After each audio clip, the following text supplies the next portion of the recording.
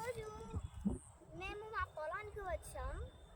ఈరోజు సాయంత్రం కాలం కదా, బాగా చల్లగా ఉంది. ఇటు మా పొలం చూడండి, ఇటు చూడండి, చాలా బాగుంటుంది. మీకు బాగా నచ్చుతుంది ఫ్రెండ్స్. ఇప్పుడు మేము మంచిగా చల్లగాలి కోసం వచ్చాం సాయంకాలం. ఇప్పుడు మాకు చాలా సంతోషంగా ఉంది. చాలా రోజుల తర్వాత మేము మా పొలానికి వచ్చాం కాబట్టి చాలా సంతోషంగా ఉంది.